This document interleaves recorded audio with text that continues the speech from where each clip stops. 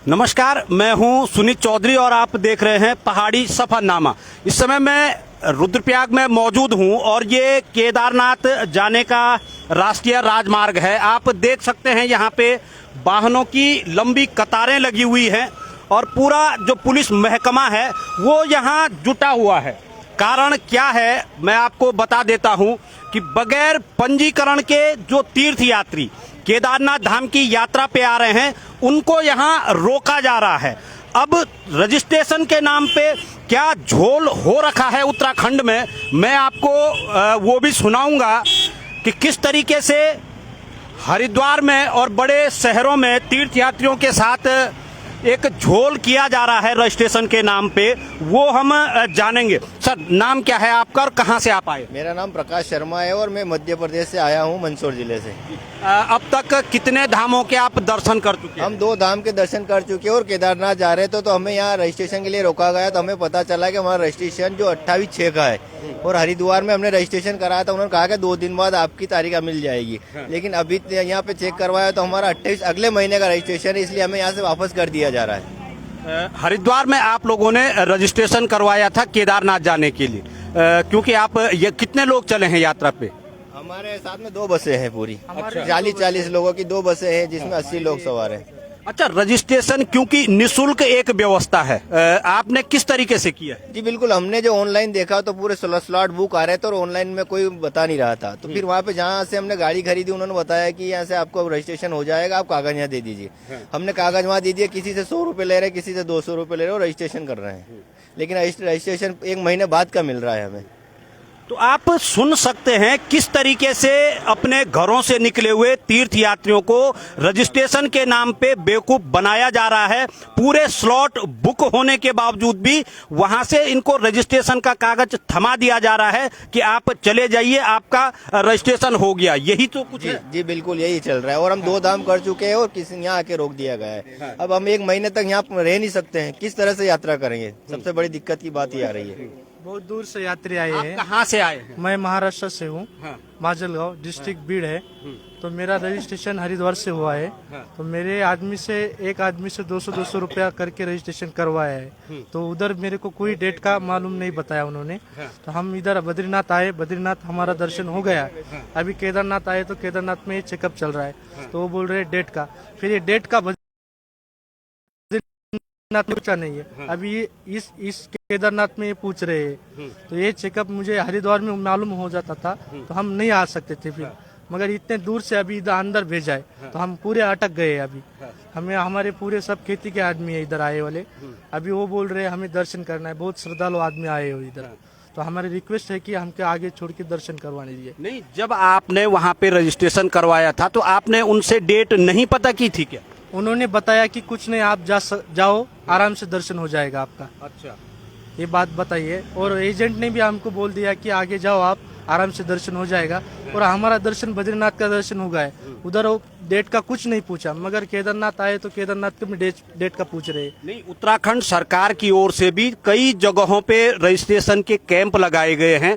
आप लोग उनसे न संपर्क करते हुए दलालों के जरिए आ रहे हैं? नहीं, दलालों के जरिए नहीं आए। सीधा रजिस्ट्रेशन करके आए। अच्छा। और जो बस है एजेंट से लगवा दी है। अच्छा। हाँ, तो ये जो चेकअप है, ये चेकअप जो हरिद्वार में होता था तो लोगों को तकलीफ नहीं आती थी, मगर हरिद्वार से 300 किलोमीटर इधर अंदर आना, फिर अंदर आके मंदिर के पास ही ये चेकअप करना, ये गलत बात हो रही है। जब सरकार से यही मांग करते हैं कि जिसका लोगों का रजिस्ट्रेशन हो गया उन्हें जाने दे, चाहे 1 महीने पुराना हो चाहे अभी का हो, लेकिन उनको जाने की अनुमति मिल जाती है तो कोई दिक्कत नहीं है। अगर अनुमति नहीं मिलती तो हम लोग सारे लोग सड़क पे बैठने के लिए तैयार है। ये पूरी प्रशासन की जिम्मेदारी रहेगी। कुल मिला के सबसे बड़ी बात है। आप लोगों की क्या दिक्कत है? हम राजस्थान से आए हैं सर, और हमारे को 15/6 का डेट दिया था और अभी तक हमारे को मतलब 3 धाम करके आ गया मैं। बद्रीनाथ, गंगोत्री, यमुनोत्री। हमारे डॉक्यूमेंट्स कहीं पे भी चेक नहीं हुए, हमने दिखाया और हमारे को डायरेक्ट जाने का परमिशन मिला है। अभी हम यहाँ आए हैं तो यहाँ आने के बाद में बोला आपका 15/6 का है, आप 15/6 को आओ। आपका जून का रजिस्ट्रेशन है? जून का रजिस्ट्रेशन है। हमारे को बोला कि आपको शाम तक छोड़ देंगे, आपको कोई दिक्कत नहीं आएगी। अच्छा, ये किसने बोला शाम तक छोड़ देंगे? नीचे जो हमने रजिस्ट्रेशन जहाँ से करवाया था वहाँ पे बोले आपका एक साथ हुआ है, आपको कोई दिक्कत नहीं आएगी। अलग अलग। कितनी फीस दी थी रजिस्ट्रेशन की? मैंने 200 रुपए पर हेड दिया था। कितने लोग हैं आप? हम 35 यात्री हैं। ये आप सुन सकते हैं किस तरीके से तीर्थ यात्रियों को ठगा जा रहा है पंजीकरण के नाम पे, रजिस्ट्रेशन के नाम पे। इधर की तरफ आप देख सकते हैं, यहाँ ये पूरी जो कतारें हैं वाहनों की, ये लगी हुई हैं। अब यहाँ पे कोतवाली निरीक्षक मौजूद है यहाँ पे, नेगी जी, इन तमाम लोगों की जो दिक्कतें हैं, हरिद्वार से इनको कहा जा रहा है कि आपका रजिस्ट्रेशन हो गया है, आप सीधे निकल जाइए। कई दूरों से लोग यहाँ पे पहुँच रहे हैं, रजिस्ट्रेशन का उनके पास पर्चा है, मगर वो अगली डेटों का है, उसके बावजूद भी उनको भेज दिया जा रहा है एजेंटों द्वारा।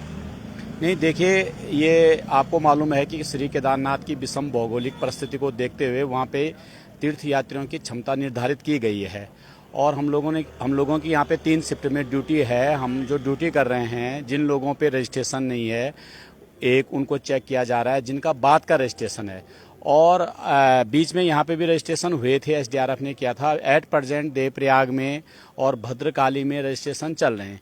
इन लोगों की जो डेट है, किसी की जुलाई है, किसी की जून है और किसी के पास रजिस्ट्रेशन ही नहीं है।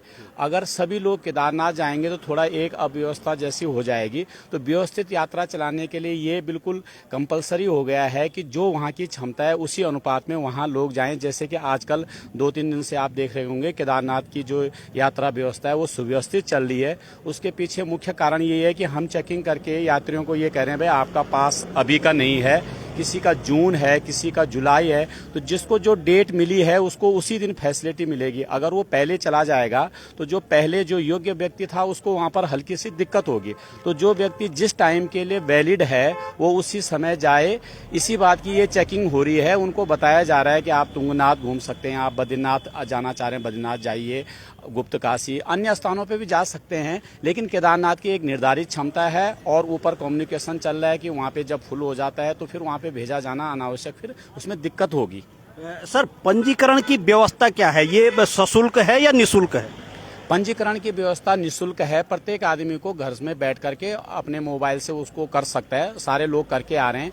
जिनको नहीं आता है वो जो कंप्यूटर के एक्सपर्ट लोग हैं उन पे जा करके मदद ले रहे हैं। लेकिन ये व्यवस्था निःशुल्क है और घर पे बैठ के सब लोग अपने अपने मोबाइल से या अपने बच्चों के थ्रू, जिनको थोड़ा कंप्यूटर की नॉलेज है, सब लोग अपना निःशुल्क पंजीकरण कर रहे हैं। पर डे यात्री जा रहा है 14,000, सब पंजीकरण वाले ही जा रहे हैं। सबने घर में बैठ के निःशुल्क अपना पंजीकरण कराया है। सर, जो बड़ा झोल अब यहाँ पे सामने आ रहा है, मेरी तमाम तीर्थयात्रियों के साथ बात हुई है, एजेंट प्रत्येक तीर्थयात्री से 200 रुपया पर हेड के अनुसार केदारनाथ यात्रा पे उनको भेज दिया जा रहा है वहां से, जबकि उनका जो पंजीकरण है वो किसी का जून में है, किसी का जुलाई में है। बावजूद एजेंट उनको ये कह रहे हैं कि आप जाइए, थोड़ी देर आपको रोकेंगे, उसके बाद आप जा सकते हैं केदारनाथ। तो कहीं ना कहीं पंजीकरण के नाम पे एक बड़ा रैकेट मैं कह सकता हूं कि चल रहा है इस समय उत्तराखंड में। देखिए, जहाँ तक मेरी नॉलेज है, हमारे थाना क्षेत्र में या हमारे जनपद रुद्रप्रयाग में तो कहीं पे ऐसा पंजीकरण नहीं हुआ है जिसमें कि डेट में पैसे लिए जा रहे हैं या जो आप कह रहे हो कि गड़बड़ झाला है। इन लोगों ने जहाँ पे राजस्थान, कर्नाटक, महाराष्ट्र, जिस एजेंट के थ्रू ये कराया है, इनको उसकी नॉलेज होगी तो इनको वहाँ पे इनकी उसके खिलाफ FIR मुकदमा पंजीकृत किया जाना चाहिए। रुद्रप्रयाग में किसी ने गलत पंजीकरण नहीं किया है, ऐसा कोई शिकायतकर्ता अभी तक, इतने दिन से हम यहाँ पे चेकिंग कर रहे हैं, हम पे भी नहीं आया है कि साहब ये रुद्रप्रयाग में हमारा गलत पंजीकरण हुआ है। अगर कहीं पे गड़बड़ हुआ है तो इन्हीं के स्टेट में जहाँ पे इन्होंने एजेंट की मदद ली होगी तो इनको वहीं पे उसकी शिकायत करनी चाहिए, क्योंकि वो व्यक्ति वहीं पे होगा। तो ये थे हमारे साथ कोतवाली निरीक्षक नेगी जी। क्योंकि तीर्थयात्रियों के साथ जो बात हो पा रही है, एजेंट इनको हरिद्वार या ऋषिकेश से भेज दे रहे हैं ऊपर की तरफ, और आप देख सकते हैं इस समय कितनी गर्मी यहाँ पे है, पूरा पसीना पसीना आदमी हो रहा है। और कुछ दिनों से बारिश यहाँ पे पिछले दिनों से चल रही थी, तो ठंड भी अत्यधिक है, यहाँ पे विषम परिस्थितियाँ हैं। जी सर, आप क्या कहना चाहिए? हम गुजरात से हैं, 2 दिन से परेशान हो रहे हैं, जाने नहीं देते, और परमिट वालों ने हमें धोखा दिया है। आज हमने परमिट निकाला तो अभी नहीं जाने देते। वो बोलते हैं 17 तारीख का डेट है। 2 बार हम वापस गए, फिर आए। हम 12 लोग हैं, बहुत परेशान हो रहे हैं। हम गुजरात से हैं। आपने कहाँ पंजीकरण करवाया? हमने दिल्ली करवाया था। क्या उन लोगों ने बोला था पंजीकरण करते समय? तुम्हारा हो गया, तुम्हारा हो गया, ओके, हम तुम टेंशन मत लो, हमारा तुम्हारा हो गया, ऐसा बोला। उसके एवज में उन्होंने कुछ धनराशि ली थी क्या? वो पर है 150 रुपया बोला था 150 क्या? रुपया। अच्छा, तो सुन सकते हैं आप किस तरीके से पर हेड 150 से 200 रुपया लिया जा रहा है और भोले भाले तीर्थयात्रियों को भेज दिया जा रहा है केदार धाम की तरफ। आप देख सकते हैं यहाँ पे, क्योंकि केदार धाम में विषम भौगोलिक परिस्थितियां हैं, वहाँ पे सीमित संख्या में ही श्रद्धालु जा सकते हैं। बावजूद इसके जो एजेंट हैं वो किस तरीके से तीर्थयात्रियों को बेवकूफ बना रहे हैं और 150 से 200 रुपया लेकर के उन्हें भेज दे रहे हैं केदारनाथ धाम की यात्रा के लिए। और ये आप देख सकते हैं यहाँ पे जो ये वाहनों की कतारें हैं, ये वही लोग हैं जो कहीं ना कहीं रजिस्ट्रेशन के नाम पे धोखाधड़ी के शिकार हो रखे हैं। अब देखना ये होगा कि किस तरीके से प्रशासन अब इन लोगों की जो ये यात्रा है उसको व्यवस्थित कर पाता है। हालांकि केदारनाथ में जो परिस्थितियां हैं वो विषम हैं, बारिश लगातार चल रही है, तो ऐसे में एक बड़ी चुनौती होगी इन तीर्थयात्रियों को मैनेज करने की। आप बने रहिए मेरे साथ और देखते रहिए पहाड़ी सफरनामा।